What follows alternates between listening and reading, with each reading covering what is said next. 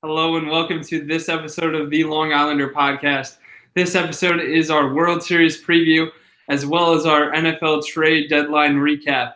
It is appropriately titled, Who's a Bigger Idiot, Dave Roberts or the Dallas Cowboys? It's not titled that yet. It's going to be. It will be.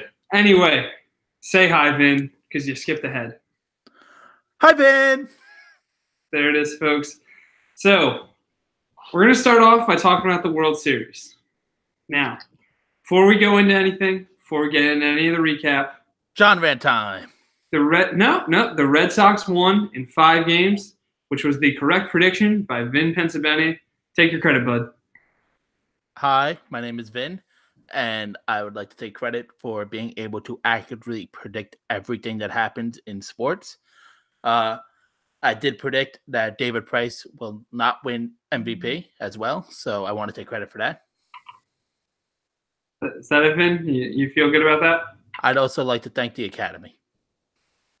All right, I'm glad to hear, Vin. The Academy thanks you as well. However, we are going to need that diploma back because, again, it was sent to the wrong house by accident, as we discussed. I understand. Okay. Vin, you brought up the MVP. It wasn't David Price. He was definitely top 2 candidate, in my opinion, in that series. Yeah. But the guy that ends up winning is Steve Pearce, who I don't think any of us really expected it to be. Fun fact, Steve Pearce and Chris Sale went to high school that is 10 minutes away from my house right now. Cool. So if anybody wants to dox me, I mean, you kind of know the area now. So what you're saying is David Price, Chris Sale, and Steve Pearce are all in this pocket? Not David Price. Oh, no, he will, just because Tom is going to get him to come on. Okay. We'll get Tom to. We'll get Tom to make that connection. After all, Tom is his illegitimate son. So Steve Pearce wins MVP. He had some back-breaking home runs in the series. In my opinion, his home runs were the whole reason they ended up winning the whole thing. I was pretty happy. As you know, I was rooting for the Red Sox in this series. So seeing a guy, especially one that's the less expected, I want to say, to win this, who ends up doing it, is kind of cool. I think everyone was expecting Mookie Betts, JD Martinez to be the guy that wins it. And I remember before the World Series, when we were talking in our preview, we were saying how we actually thought they were really going to miss Hanley Ramirez. And Steve Pearce kind of showed that we know nothing about baseball. I did not partake in that at all. I said we, Vin. I said we, and nobody knows we does not include the third guy. I didn't have my hand high enough. I apologize. That was us.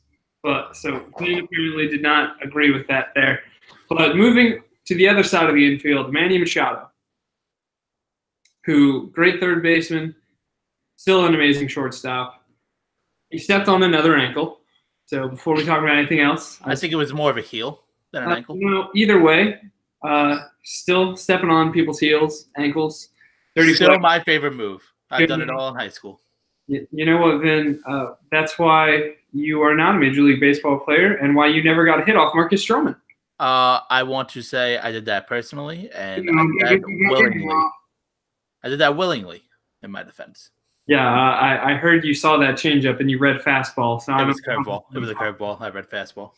Oh, it was a curveball. You read fastball. Oh, okay. Well, that's a little better. Not silly. Yeah, because at least a curveball moves. Changeups just go slower. Anyway, talking about someone with some great pitches, let's talk about David Price because he won both games and he won 2 big games in the series. I said going in, I thought he was going to be able to pull something off. He was my MVP pick. I personally think if this wasn't such a home run focused league, he would have won it. Don't get me wrong. What Steve Pearce did was amazing with those 3 home runs, especially in only 5 games. Mm-hmm. If this would have gone more games, he probably would have had more. Definitely. But David Price, he came in and he shut down the Dodgers. I think being a left-handed pitcher against this Dodger lineup was so beneficial to him because the Dodgers lineup was very matchup-based as to whether or not to put in righties or lefties. So throwing lefties all the time at Dave Roberts, it really confused him, in my opinion, because Dave Roberts apparently does not know that Kike Hernandez should not be pitching. I'm sorry. He should be pitching, actually. He might be better at that because he did come in for a relief appearance earlier this season. He did. But he was god-awful in this World Series. He had one home run in Game 4 that was absolutely meaningless. But aside from that, the dude played like complete garbage. I believe his batting average was just above 100. It was about 125 when he stepped into the batter's box for Game 5 for the postseason. That's for the postseason.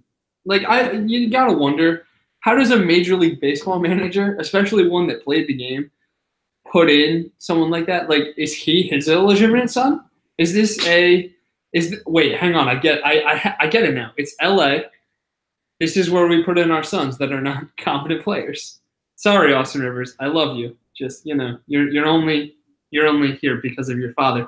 But this was a great World Series, I thought. I think a lot of people wanted it to go more games, but I think both teams played hard. The Dodgers, I don't blame the players. I think this was Dave Roberts' World Series to lose. John, that's where you're wrong. I mean, Dave Roberts definitely, like, he took a lot of the momentum out of all of his players, and like between being warm or cold, some people believe in it, some people don't. Whatever you have, believe it, don't believe it. But just switching up the lineup as much as he does, I know he's going for analytics, but at some point you have to trust your gut. Like you can't. It got so bad. He was playing Max Muncy at second base. Yeah, that was not a good decision, in my opinion. I think that was like one of the weirdest I've ever seen. The guy plays first and third, and he was playing second in Game 5 of the World Series. And I get it. He's been a great bat for you all year. It's a good righty-lefty matchup. But what the hell was that? Like that was like one of many questionable moves. Well, Justin, you kind of harped on the point. The Dodgers are like the Yankees of the West. They do not have a manager. They have an analytic team that controls the situations. They are just like how we got used to with the Yankees, how they plan out games beforehand. With, okay, this guy's going to pitch this many innings. And I think that's why Kenley Jansen got used 2 innings, 2 games in a row and didn't look effective. He has that Betances factor that we're used to. I mean, yes, I understand what you're saying. But even Aaron Boone agrees that sometimes you have to drop the analytics and play with your gut because he's still a baseball player at heart. So that's the difference between Boone and Roberts. Roberts only goes based off of analytics. At least Boone this season showed some desire to go with his gut. Sometimes it works, sometimes it doesn't. It didn't, but that's just the gamble you take. I'd rather have a manager that does that than just trots out an analytics lineup put together by not even the manager. Half of the lineup is made by Roberts and a team of analytics. I think it's more of an analytic. I think it's like with the job description of trying to be the Los Angeles Dodgers manager right now. It's all right. You have to follow what the analytics say, and I think that's the difference between Boston and the Dodgers, especially this series. Boston, they've done a great job. I mean, I hate to admit it, but they have their analytics team, and they're an analytics focused team, but they also let Alex Cora, hey, you have a baseball mind. You've played this game for X amount of years and coached. You know baseball. We're going to let you make decisions, but here are the numbers in case you want to think about this as well. Yeah. Yeah, and I think you have to be able to find a happy medium between the numbers and the gut, like as a baseball player. But Dave Roberts' problem, and don't get me wrong, I think he's a competent manager. He's a great regular season manager. But he relies too much on the analytics in big game situations when, like, maybe you shouldn't pitch Kenley Jansen 2 games in a row, 2 innings, 2 games in a row. Maybe you should have all of your best bats, regardless of the pitching matchup, in the lineup at all times. Yeah, I mean, in this series, I remember, the great statistic was their top 4 home run hitters. First time this has ever happened where the top 4 home run hitters for a team didn't play in World Series game. And you know what? He did it again in Game 2, and he lost both games. And he ends up winning Game 3 just because it was an amazing pitching performance by both guys. Evaldi ends up letting a run up, but he pitched 6 innings out of the pen. When he was prepared to pitch for the next day. Well, yeah, but still he pitched out of the pen. Yeah, like he was not ready to do that because he didn't get his normal warm up. So don't get me wrong, he pitched fantastic and he allowed a run in his 6th inning of work. If I'm starting a regular baseball game and in 6 innings my pitcher allows 1 run in 6, I'm ecstatic. So quality start. What, Vin? It's a quality start. Yeah, he had a quality start in extra innings. Exactly. So, I mean, I think this just really showed the Red Sox were in fact the better team, at least from a pitching perspective. I mean, you could argue that they were the top team. Well, around. I mean, clear and away from a pitching perspective. I feel you could argue the lineup because they don't have as many big names, but clear and away from a pitching perspective, they had it. Especially when it came down to the ace, because as we all said, Kershaw melted down. I think we all saw it coming. Not just one; he melted down twice. Yeah, he melted down twice. I think, as crazy it might be to say, if it wasn't for the fact that he can opt out, like if he was just a regular free agent, I think this might have been the end of his time in Los Angeles. You don't think he's leaving now, even that he can opt out? I'll let you two discuss it because I don't know enough. Okay. Here's the thing. This is also my feelings on David Price. Yes, they are both great pitchers, but their contracts are so far and away ridiculous, they would be idiotic to get to opt out of their contracts. David Price got paid $30 million this season yes, listen, I know he played great in the postseason this year. Well, but historically didn't do well in the postseason and had a crap ton of meltdowns against the Yankees this year. And plus the Fortnite thing, he's not the Fortnite carpal tunnel, getting the blister, the numbness in his hands because of all of it against the Yankees, and that just escalated everything with that. David, I think both of them know that they're not going to get $30 million from any other team, so it might be better, unless Kershaw is really about winning. Yeah, if he decides at this point he's been to 2 straight World Series, he's made enough money, he doesn't care, he wants to at least contend and actually win a World Series, then I think he opts out.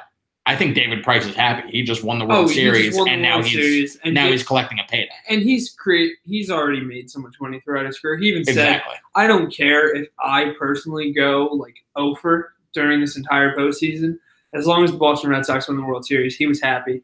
He loves Boston. Boston at times has hated him, just because he's had some moments where Boston's a big market. You're gonna have those moments, but he came and he proved everyone wrong about whether or not he was ready, except for Tommy Boy. You believed in him. You got me to believe in him. Maybe Vin didn't as much. Maybe Justin didn't. But our boy did it. He won the World Series. And that's why Dave Roberts lost. Because Alex Cora's a better manager. Manny Machado's a dirty player who went, what? Wasn't he 0 at some point during this World Series? I think a lot of players were 0 at one point, 0 for 1. Well, no, I think he was 0 for 10 plus. Might have been. I want to say 0 of 16, and then I obviously, I'm sorry, I fell asleep during Game 3. It went 18 innings. I'm sorry, everyone. They played 2 games in a night, which I think was just amazing baseball, but it's awful to watch at the same time. When Manny Machado went 182, 4 for 22 during the series. Okay. Wow. Yeah, he did not have a good series, which I think is going to hurt him in his own free agency. Yeah. Obviously, we're not going to be able to speculate too much now about where Manny Machado is going next year. But do you want to just offer your quick thought as to what team he's going to go to? Honestly, it really comes down to winning for him, because he has options if he wants to win, or he has other options if he wants to collect a big payday. The Phillies are one of his big options if he wants to collect a big payday now. And then, because I think the Phillies are on an upward trend, and I think they have a chance to compete in the future. But I don't know if it's the next year or 2. Yeah. Unless we sign semi-truck. And then there's the Yankees who could just absolutely haywire with their payroll this year. Yes. And they could sign him. And, I mean, you have to think they're an automatic World Series contender if they were to get him. You might think that. I mean, you might. One might think that. One might think that. Vin, your thoughts? Yeah, my screen's a little frozen, so I don't know if you can hear me right now. We're good. All right. So, I know right after the World Series, I think John Heyman was the one that tweeted that he was talking to an executive, and they believed that his value of Machado went down about $100 million during this World Series. Yeah, from about like 300 to about 200 to 235, I believe was the tweet. Mm-hmm. But I think some teams gonna overpay for him. He's 26 years old. I think he doesn't have to go too long of a deal. I know a lot of people are doing a 10-year deal with him. I think he'll sign a 5-year deal, come out at 31 and get another big payday if he wants. I think he's gonna go to a major market. I think LA isn't gonna happen. Obviously, they have Seager coming back and they seem a little happier without him than with him. Yeah. And the Angels, I don't think the Angels are gonna go after him with their situation with Pujols right now and everything. So I mean, maybe, I don't know. I don't know. I mean, might try to stay somehow. Yeah, I mean, I don't know. I don't want to say with my heart the Yankees because I think that's a really big fit with this Didi injury that came up. Yeah, I think obviously that is the top selection of where most people think he's going to go. We'll obviously get into it more later as we find out more. The World Series only just ended, so talking about free agency is a little bit much right now. But talking about changing teams, let's get on to the NFL trade deadline today at 4 p.m. So I have a question for you, John. Yes. We mentioned that some team might be stupid enough to overpay for Manny Machado. Yes. Do you know who overpaid for the NFL trades? I do. Who was it? Wait, I got it. Well, that would hang on, Vin. Please say something. Something. There it is, folks. There you go. There's your answer. What a the great Dallas Cowboys overpaid by sending a first-round pick to Oakland for Amari Cooper, who statistically was the worst wide receiver traded at this deadline, unless we count Ty Montgomery at wide receiver. Well, John, we had this conversation without Justin when he was dead. I don't think they necessarily overpaid. They were, I believe, if I remember, a team also offered a second-round pick for him. That'd be the Eagles. Yeah, so they had to at that point. And as me and John were saying, Justin, so you might not have heard, this year's draft, it's not wide receiver heavy. It's offensive line, linebacker, stuff like that heavy. And the Cowboys have a lot of that already. They don't need it. They need a receiver. Yeah. They had to pay. And I think this is just pretty much all right, Dak Prescott, are we going to pay you? If we give you a weapon, we could see more. Are we going to pay you as a decent to upper level quarterback? So I think they didn't overpay in that sense. I mean, you look at the other trades that were made today. So you have a 4th-round pick for Demaryius Thomas, who, yes, is old and he's on the decline, but the Texans really needed to find a solid replacement for Will Fuller. And I think he does. I think he's a great fit for what the Texans want to do. I mean, he's going to be playing with a much better quarterback now. Yes. So he's going to be playing with Deshaun Watson. Yeah. Probably the best quarterback he's played with since Peyton. I'm pretty comfortable saying that. Yeah. Best quarterback he's played with since Manning has been there. And yeah, because Tebow was before Manning. So. Well, yeah, exactly. Of course. Bless up. So Demaryius Thomas goes to the Texans for a 4th-round pick, as Justin said, and they also swap 7th. I don't really think that matters. Yeah, but then let's get into the big trade for us. We're going to talk about Golden Tate to the Philadelphia Eagles for a 3rd-round draft pick. Okay, so I have thoughts about this. I hope you do, because we're a podcast. Well, I feel like Golden Tate kind of fell into their laps. at some point. They wanted a third-round pick. I guarantee you the Pats were looking at him, but Belichick hates giving up more than a fourth for any draft for any player at any point. He gave up a fifth for Josh Gordon. Yeah. I know the circumstances were much different. Yes. But still. So Golden Tate comes to the Eagles for a third-round pick, but they still didn't address the needs of running back or cornerback. But I still think that this is one of the better moves that they could have made, regardless. I don't know.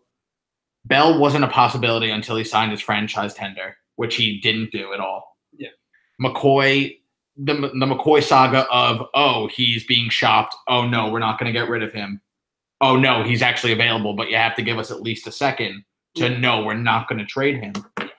I think with just that much instability in the trade market for running backs, I think it was the best case scenario was the Eagles get another dynamic playmaker for Carson Wentz. Mm-hmm. They also have guys coming back on the IR.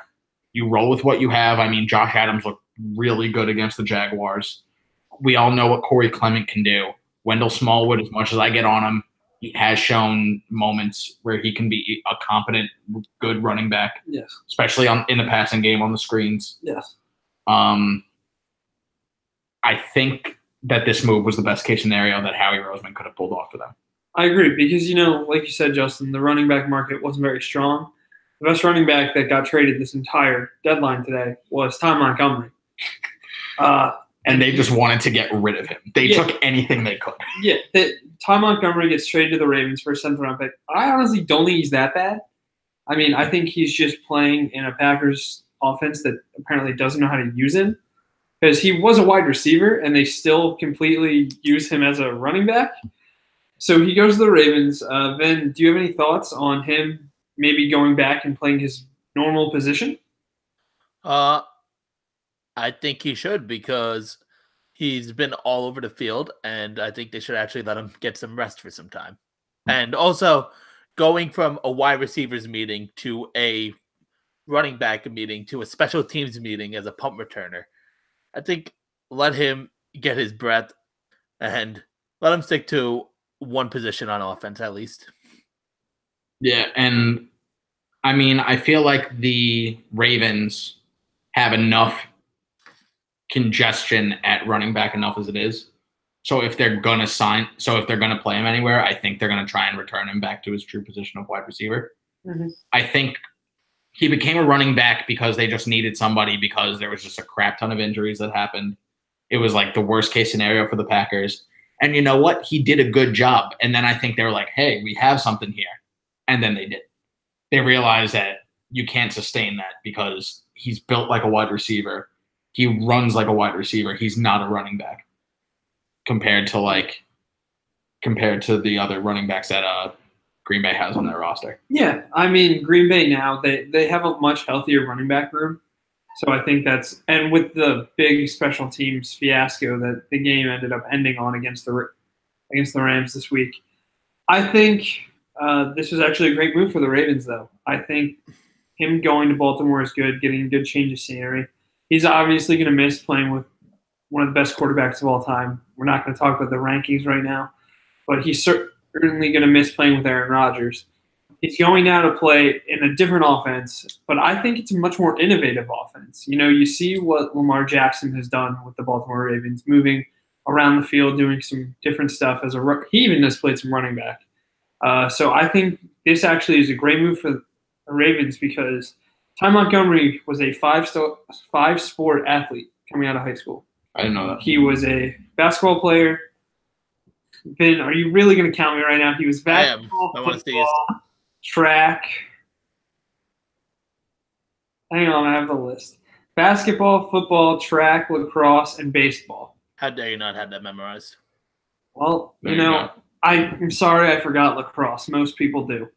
So Ty Montgomery was a five-sport athlete, and he was a three-position athlete in high school as well.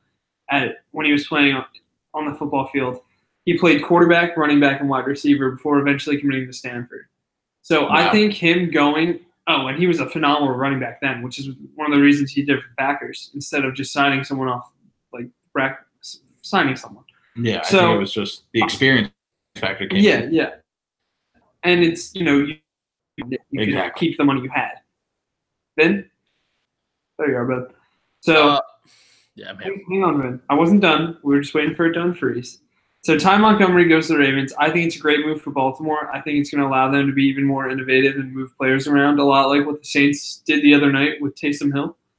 I mean, I think the league now, with the way we're utilizing these different quarterbacks, let's say, with their ability to run and do read option, it's something new that a lot of teams are trying. And I think adding someone that can play wide receiver or running back is really going to bring something new to this offense, especially for a 7th-round pick that's basically nothing. Yeah, exactly. The Packers realized that maybe the relationship wasn't going well. Ty Montgomery reportedly wanted out because he didn't like how he was being used in the Green Bay Packers offense. It was just a mutual split. And you know what? A 7th-round pick isn't anything for anyone. Yeah. It's just here. You take on this contract. We'll just get some guy who might not even make the 53-man towards the end of the draft. Maybe a special teamer at best, because that's really all he was for them. So they're basically going to draft his replacement. Yeah. Well, it's crazy though, because he was a 3rd-round pick. Yeah. So to see someone he hasn't played terrible. Because I thought it was really weird that with the Packers being so decimated at wide receiver, with Cobb being out and Allison being out, they didn't think for a second maybe just move him outside again. I mean, I could see how, because he probably just got so used to knowing the offense as it would have taken a lot longer than just taking somebody off their practice squad who's running wide receiver routes every day and knows the playbook. Because, I mean, I've never really seen an NFL playbook before, but I can just imagine that it's intense to learn at one position, let alone two. Don't lie, Justin. You have NFL experience in Madden. I do. You've seen the playbooks. Yeah, and I call the plays for him because never mind. He's got it offense. So he's the defensive coordinator and I'm the offensive coordinator. I scramble all the time, and it works. Yeah, he doesn't. Continuing, though, with the Packers fire sale, let's get on to HaHa Clinton-Dix. No one traded to the Redskins. Can you say his name again, but can you use it like in a funnier version? Like, ha-ha! Clinton-Dix. There we go. Let's talk about you joining the Washington Redskins. I think this was a great pickup, especially with the Eagles picking up Golden Tate at the deadline. You want another corner besides Josh Norman. Safety. He's a safety. Good try. Okay. He has come down and played cornerback though. He's a poor man's Malcolm Jenkins. Exactly. But basically, my point here is besides Josh Norman, the Redskins are very young at defensive back. Yeah. So you bring in this veteran presence, you let them learn. Plus, he bolsters it a little bit. Yeah. And it definitely helps against like Sterling Shepard, who's finally coming into his own for the Giants, and Odell. And then you have Golden Tate. And then you have Golden Tate, Alshon, Nelson Aguilar. I think that's going to help them in the long run. I mean, Zach Ertz, exactly. So, like, just overall, it's going to bolster up their defensive backs. Exactly. Plus, he can hit too, so that's going to help against Dallas. So, but Vin, I'd like to know what you think. I know you're not really an NFC East guy, but I'm sure you want to say. Make a non-Eagles thing, because that seems to be where you went there. Well, we were using the whole division. We just happen to know more players about the Eagles than any other team. Okay, first off, HaHa Clinton-Dix has 3 interceptions already this season and a forced fumble. So he is a wreck to come by. I don't know what the words are there. He's a ball. Yeah, I wanted him on the Eagles. So yeah, no, I was actually hoping that the Eagles would pick him up as a I thought he would be great to help bolster our cornerbacks. I mean, he's a first-round pick. He's a very good defensive player. He's arguably the top safety in the NFL right now. I mean, maybe. Sorry, maybe it's because we're homers, but I think we're both still going Malcolm Jenkins. Yeah, I wouldn't go Malcolm Jenkins as objectively, but that's just me.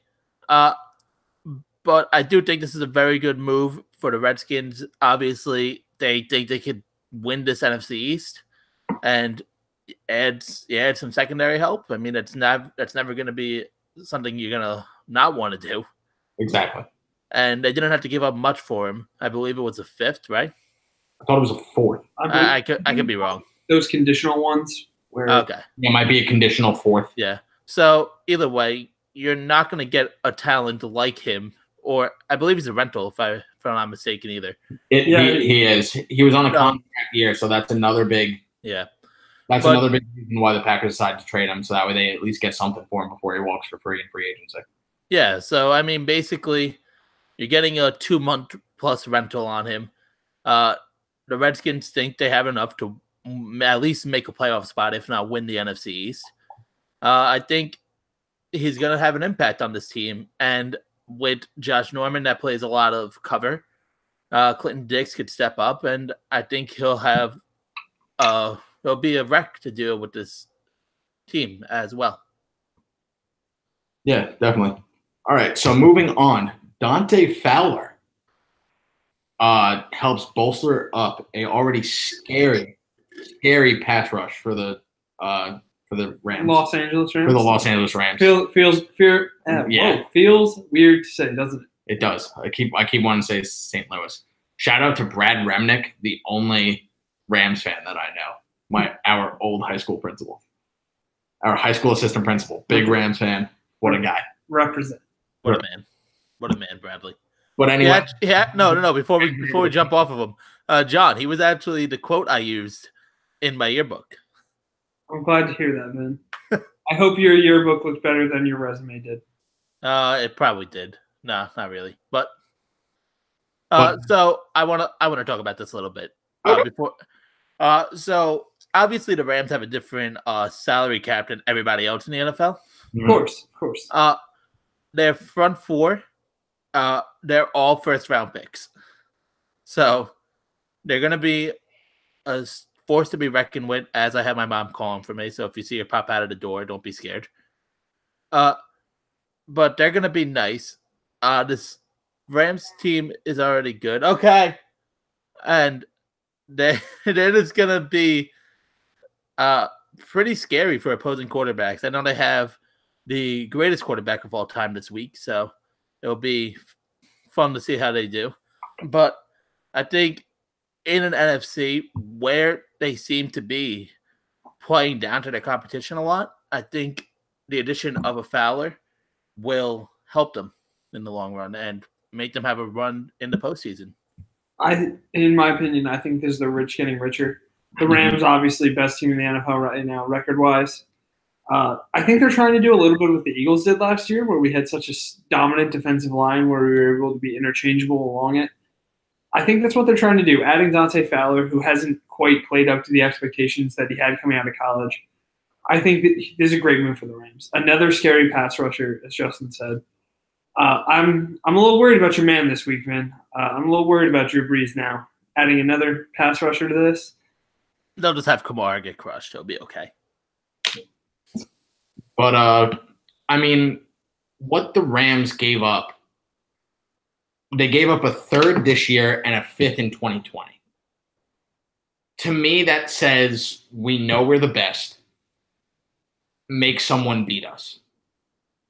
So, I mean, they're very much in win now mode. I think that they know that they have a real chance to win the Super Bowl this year.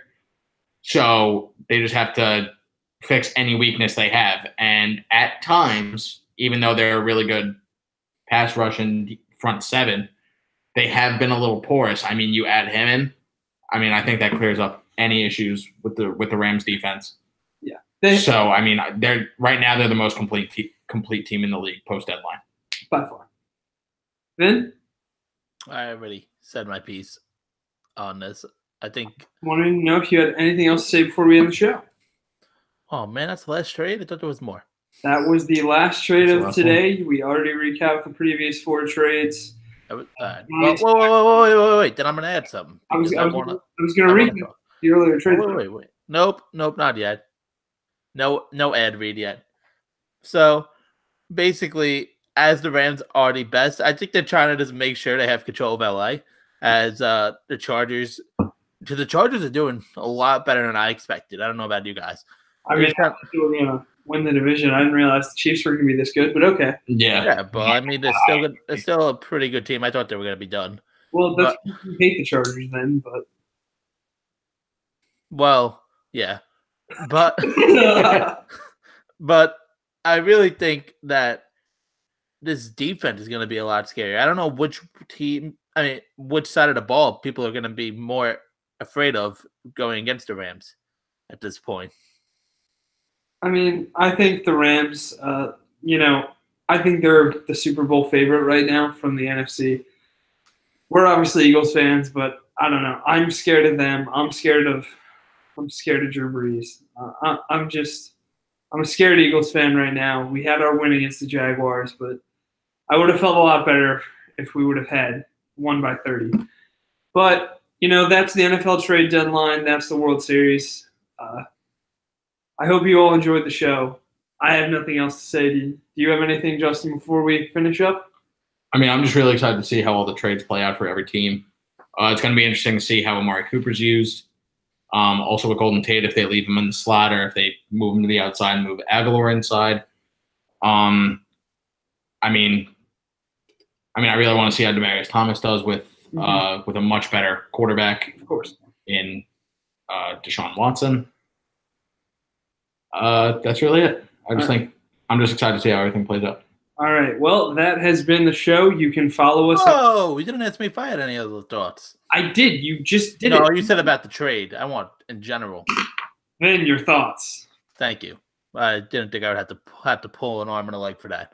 Listen, I can't keep having you say Mitchell Trubisky is the worst. No. It's none of that. It's none of that. But I do think that the NFL gets a lot more fun. This is probably the most movement we've seen at trade deadline player-wise. In a few years, yes. In a few years.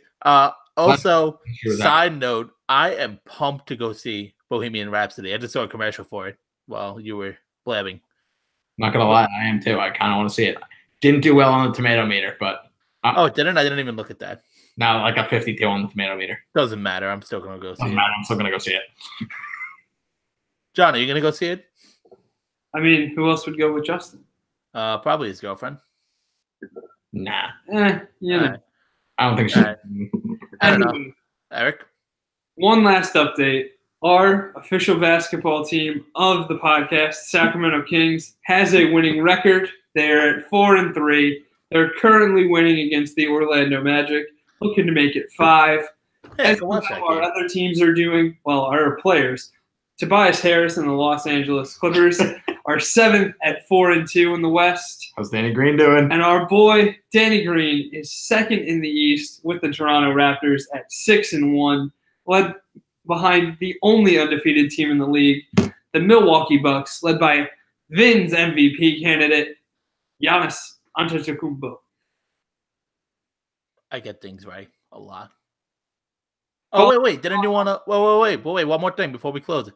Didn't we want to make predictions for Thursday night? Thursday night's NFL game. We're never ending. It is the San Francisco 49ers versus the Oakland Raiders. What a matchup. Of the Bay. A lot of people thought this was going to be a good matchup going into the season. Unfortunately, injuries, trades, they've all happened. They've been terrible. And they made this a lot more fun to watch. Like you hear Niners and you're just like, oh, wow, that's going to be a bad game. And then you hear the Raiders and you're going to be like, oh, my God, it gets worse. Yeah. I feel bad for Fox. They picked up Thursday Night Football, and now they're getting this matchup. Yeah. Pro tip, if you're watching Thursday Night Football and you have Amazon Prime, we highly recommend that you switch your broadcasters to the UK broadcast because it is far better than Joe Buck and Troy Aikman have ever been. And it's much better if it's a bad game. It at least makes it enjoyable, and it's just a great time. Yeah, if you're watching two terrible teams like this play, at least get yourself a fun accent to listen to. But right now, the spread is at 3, favoring the 49ers at home. Vin? Where do I got to go first? Okay. So. You're the king of picks, that's why. Oh, okay. As long as you know. You're not. Oh, it's on top. Sorry. Okay, so we got the 49ers at home -3. I'm going to take them because obviously Oakland is Oakland this year. I don't think they could get a win on the road right now. They don't. Was on the television, Vin. We got a little excited. Sorry. Well, they don't have Amari Cooper now. They don't. It's pretty much Derek Carr and the family, and the family is not good. I mean, Jared Cook's pretty good. Hang on. The family is not good. Okay. All right, Justin, who are you taking this week? I mean, I got to go with Oakland. I mean, oh, good. I get to have the lead for next podcast. Yeah, cool. I just think Derek Carr is better than. Well, I mean, there's rumors that C.J. Beathard might not even be playing because he's injured. So they're going to bring in a guy who never even heard of it before in my life to come start the game. And you have Derek Carr on the other side of the ball. He loves Jared Cook. He's going to get it to him.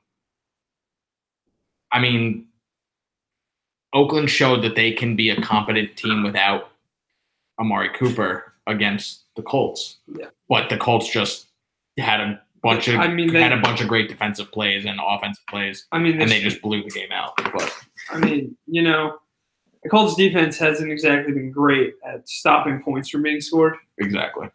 So, I mean, the final score of that game ended up being, I believe, 42-28. Mm-hmm. I'm not sure either team can put up 28 points in this game, if we're being honest. Yeah, maybe not. But I'm going to take it's so hard to do because I don't know who's going to be playing quarterback. But I'm going to do it based off coaching. I'm going to take the 49ers because I think Kyle Shanahan right now is a better coach than John Gruden. I'm also doing a little bit of gamesmanship here because I am down, and if I'm going to catch one of you, I'd rather catch Vin. Because if Justin beats me, I see him every day. But you're going to be tied with me then if you choose the 49ers. I chose the 49ers. I know. I just can't be down another point to you, Vin. That's okay. Doing a little bit of gamesmanship, so I can't be down more.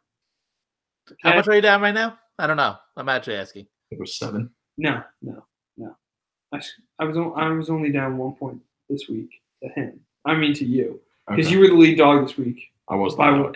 So all right. Well, I actually let's see. I'm 3 down now. Okay. So I caught up a little bit. So I'm up to 3 instead of being down 4. So my gap is lessening. I just don't want it to go back down worse than it already was. But we will give you the rest of our picks coming to you probably either Thursday night or Friday during the day. We will decide on that later. But this has been the show. You can follow us on all social media at Long Islander Pod. You can follow me at JPots and Pans on Twitter and Instagram. You can follow Justin at Froley393. And finally, you can follow Vin Pensabene on Twitter, and his Instagram is something else that I couldn't tell you. His Instagram is vpens08, and his Twitter is at Vin Pensabene. We will put all of this in the description below as usual. Without any further ado, say bye, Vin. I'm not doing that, so hopefully one of you guys are. But in spirit of the show, bye, Felicia.